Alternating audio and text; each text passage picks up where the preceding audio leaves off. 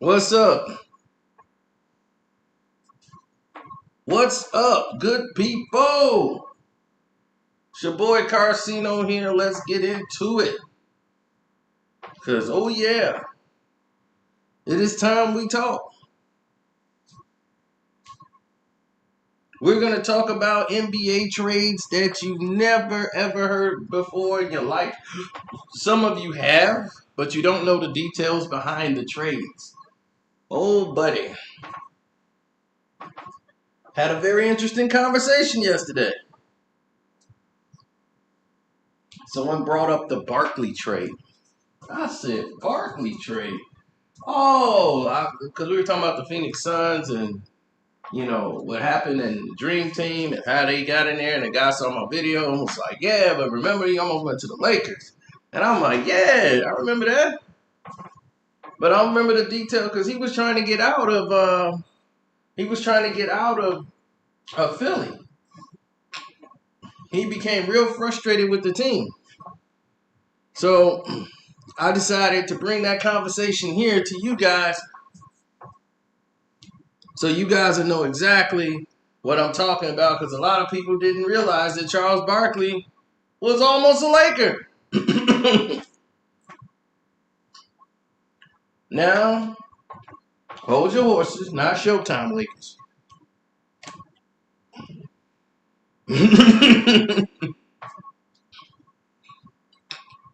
Not those guys. The guys after the Showtime Lakers. See, to do this, we have to go back to the beginning. So don't forget to hit the like button, good people. You want to support the page? Carcino's the name on the Cash App. My Patreon is Carcino for Life. Subscribe to this page so you can get caught up with everything that we do here. And without further ado, let's get into it. Now, a lot of people don't remember what had went down with the 76ers. In 89-90, they won 53 games in the Pacific and was one of the best teams in the NBA, if probably not the best. They were a matchup problem for the Detroit Pistons, who were the defending world champions, and they were a problem. Essentially, this team was designed to disrupt. Charles Barkley was basically MVP that year. They stole the award from him and gave it to Magic Johnson, I think, but he was clearly the best player that year.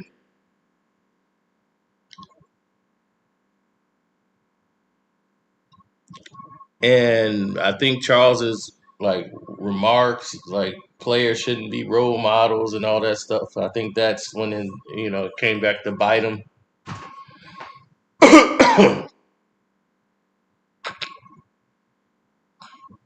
And he didn't get the MVP award. I think he was MVP of the All-Star game that year, if I'm not mistaken. Could be mistaken. But Jordan finished third that year. He was offended that he was third.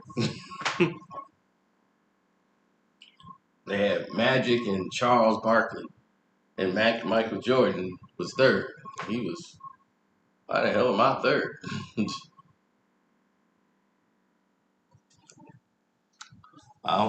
He's like, I feel a little, upset about that. I was the defending, MVP, and then I finished third the next season.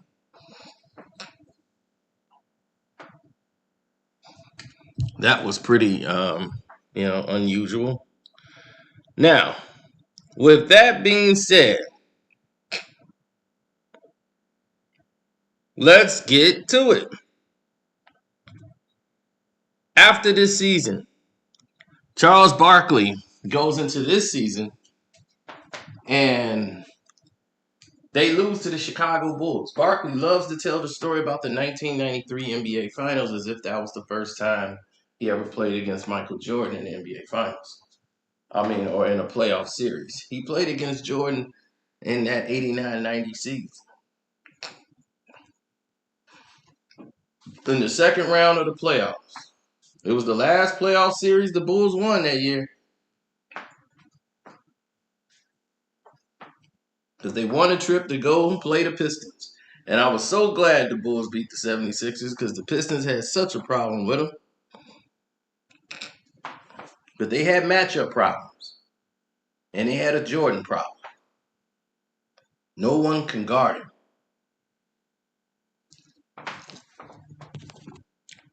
Charles Barkley played the best basketball a human being could play for one team. But Jordan would still win. Barkley was putting up 30s and 20s in that series. I mean, he gave all his all on that court. Crazy double-doubles. But it wasn't enough. They played 5 games. Michael Jordan scored 40 plus 3 times out of the 5 games. In the other ones, he was scoring 36, 37. So you're going to have to reduce his numbers dramatically if you want to try to win. He scored 49 points in the loss.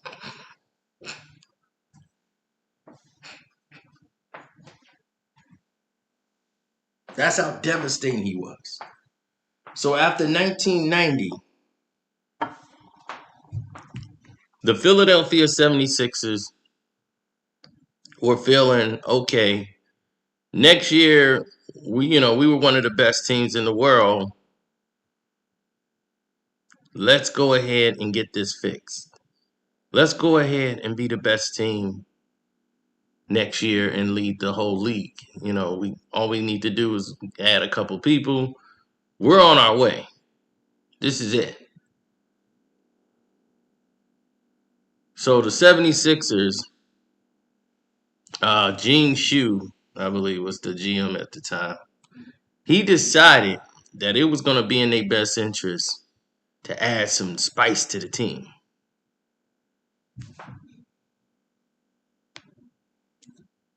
So what he decided to do was bring in a whole row of people.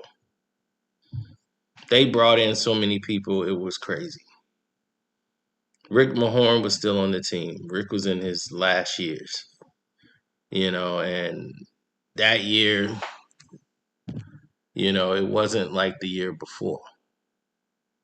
They was second. They won 44 games. It wasn't the same team anymore. And the same thing happened. They end up playing the Bulls again. One like they did in the previous year, second round. Once again, they had a Michael Jordan problem.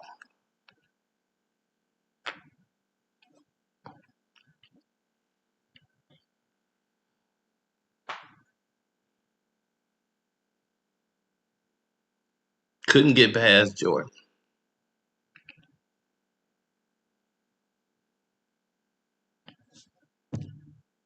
Now, after this season, Charles was done. He basically quit on the organization. He didn't feel they did enough to turn the team around. He wanted out. So the 91-92 season was a complete dismay with Charles. He really didn't like the change of management.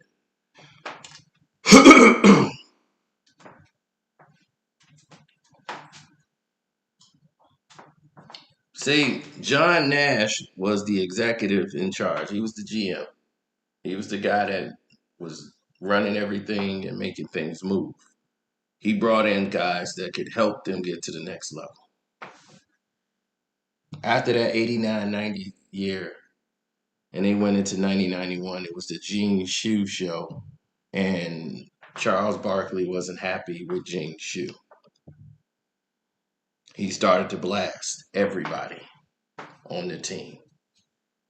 Jason Williams was the rookie coming in there from St. John's. He was having him do stuff for him and Ron Anderson.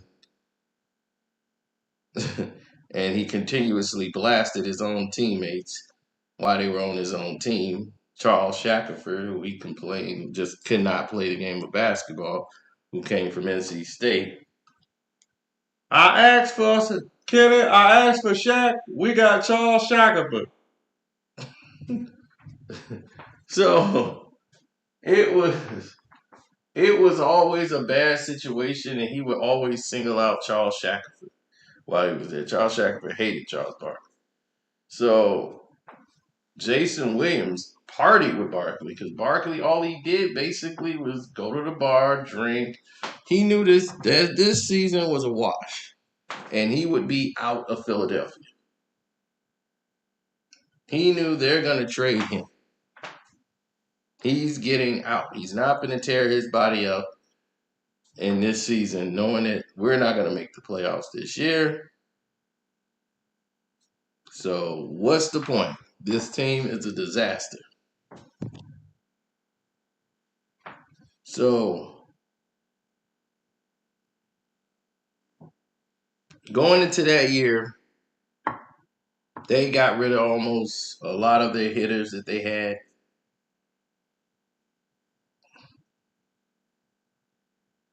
I mean, it was some guys on the team that could play, but it was a lot of players on that team that were very bad, and their record indicated it. You know, the team was going nowhere. Now, the Los Angeles Lakers was dealt a heavy blow this year. Going into this 91-92 season, this is the first year they had no plans. You know, Magic Johnson makes his announcement, and it shakes up the world.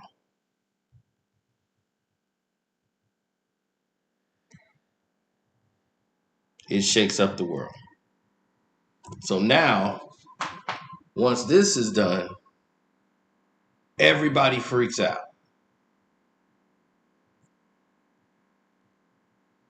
Now, when people start freaking out, changes has got to be made. Because they won so much, people are not used to the Lakers not winning. They don't know how to deal with it. Mike Dunleavy is the coach. There's no Pat Riley.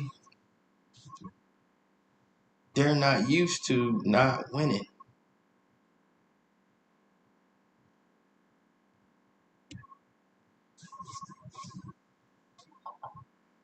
Or being dominant. So Sadell 3 was brought in. This was going to be his opportunity to shine. They had Chucky Brown on the team from NC State. They liked him. And starting this season off, it was bad. It was really, really bad. And Byron Scott and James Worthy weren't getting it done. James was coming back from an injury that basically kept him out of the NBA Finals against the Chicago Bulls. Now, this was an opportunity of they see an older veteran, it's time to clean house. So they're ready to make moves. The Lakers are starting to say, okay, we got to start making some changes here, and it's got to start happening now. So right away, the Los Angeles Lakers offered a trade for Charles Barkley. This was an idea that was brought up by Magic. saying Barkley's unhappy. We need to get that big guy in there. He's like a bolt of energy. You get Charles Barkley on the Lakers, they can do some things. Now, Charles is very unhappy with the ownership when they lost their GM, and Magic tried to get him the year prior. But no one would think Magic would give up his own buddy, James Worthy, in the trade and be okay with that for the Lakers. Magic's like, hey, I'm not the GM. It's not my job. I don't make that decision. That's Dr. Buss and Jerry West's decision. So Jerry West made the decision. He offered Eldon Campbell and James Worthy for Ron Anderson and Charles Barkley. Now, if that ain't a mega trade, I don't know what is. Barkley's agent calls him and tells him, looks like you're going to the Lakers. Oh, he's ecstatic. He's through the roof. He can't believe it. He didn't came up.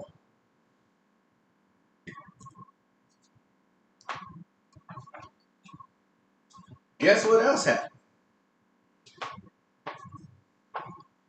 Guess what else happened?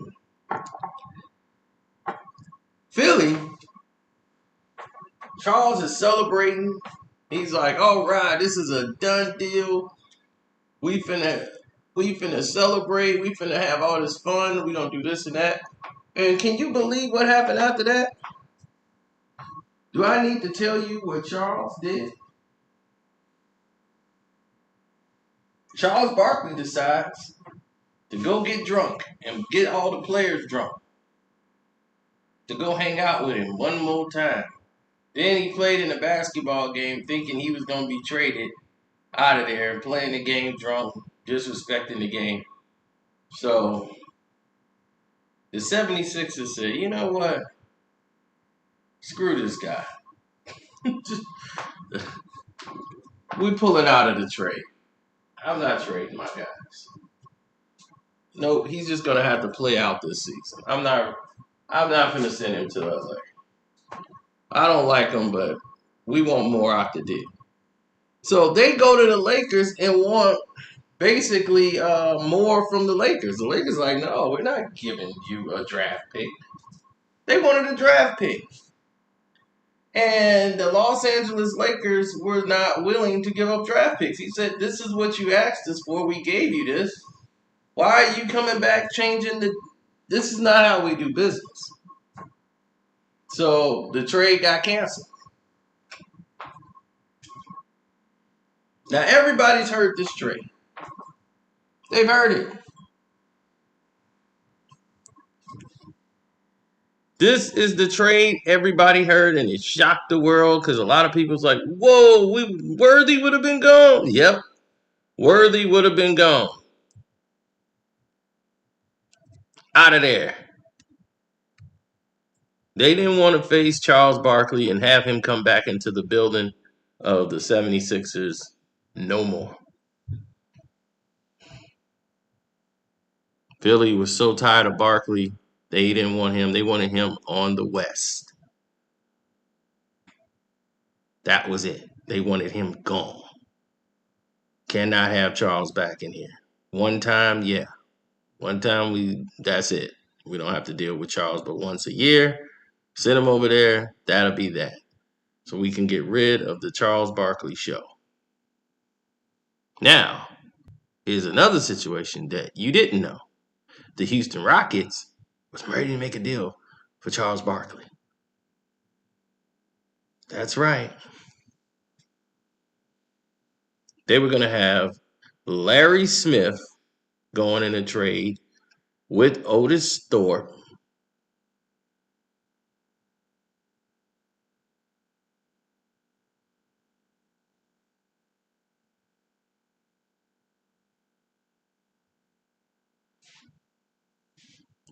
I think Jason Williams and I think they wanted Jason Williams and Charles Barkley and something else, but I think it was Jason Williams, the young guy. They had just got Jason Williams and Charles Barkley. Both of them were going to Houston.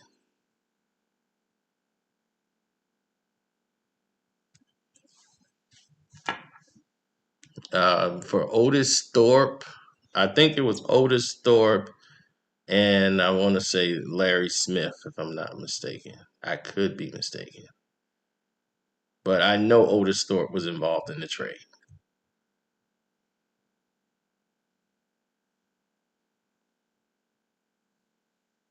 There's a lot. It was a lot of moving parts with the 49. I mean 49ers with the Houston Rockets trade. So that got shot down from them not being able to structure it financially. But that one was on the table as well. But the Lakers deal stuck. It was going to work. But Barkley was also going to be a Houston Rocket. But they just couldn't get that to come together.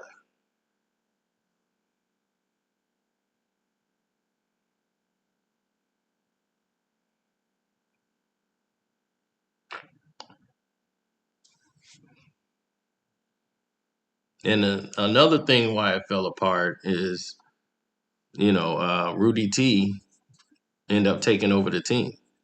Don Chaney was the coach. A lot of people don't know that. Rest in peace, Don and Rudy T. Um, Don Chaney was removed. Then they went with after Don Chaney was removed, they came with Rudy T, and then they changed directions immediately. They start making different moves because they were finishing third in the West, and then right when they got Rudy T, start winning 50 games a year.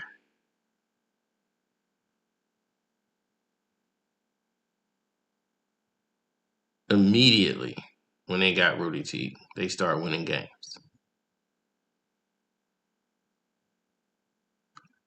So they won 50 some games for like the first time, and I don't know how long. As soon as they got Rudy T in it. So I won't say the coaching didn't change things, as it definitely did in Houston.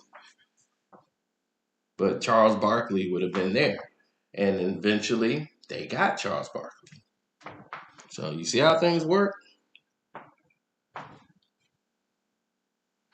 Now, that's just one trade. We'll do these every now and then, come in with trades, NBA trades that you probably never knew about that was on the table. So this will just be part one. And that's it. We're out.